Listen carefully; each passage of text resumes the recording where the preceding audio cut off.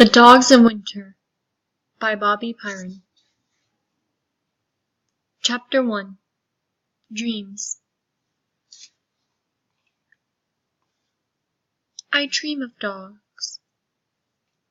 I dream of warm, soft backs pressed against mine, their deep, musky snow a comfort on long bitter nights.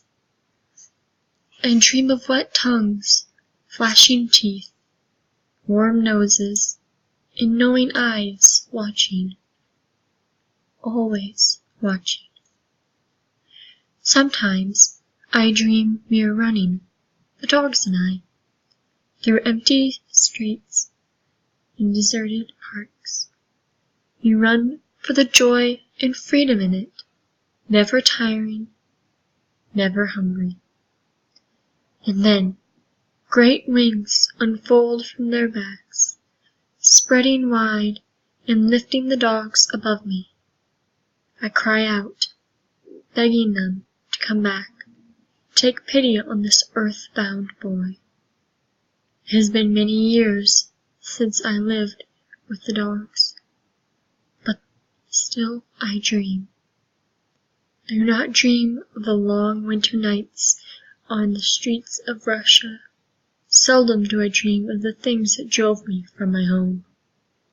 My dreams begin and end with the dogs. Chapter 2. Before he came, I watched my beautiful mother. I watched her at the kitchen sink, her pale hands dripping, dipping in and out of steaming water as she washed the dishes, humming.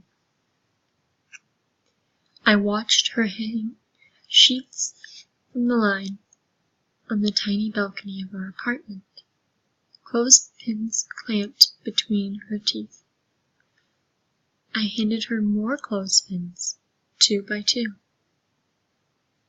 "Such a good helper, my Mishka, my little bear," she always said. Before I sat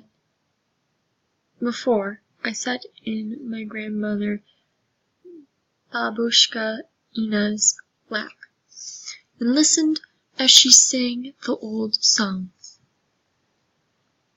She rocked me back and forth, back and forth. Every morning, Baba Ishka Ina walked me down the hill to my school. My mother had to go to her job at the bakery long before the sun rose.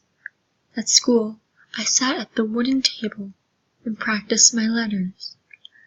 I learned to sound out cat and rat, and to not watch the birds out the windows. In the afternoon, my mother and I walked back up the long, low hill to our apartment. Baba Ishka Ina cooked my favorite cabbage soup while I practiced my letters and listened to my mother hum. Before, it was Baba Ishka Ina who slept with my mother at night. I had my special bed in the sitting room. My mother read to me every night from my book of fairy tales. This is the way it had always been. Me and my mother and my Baba Ishka Ina. This is the way I thought the world would always be.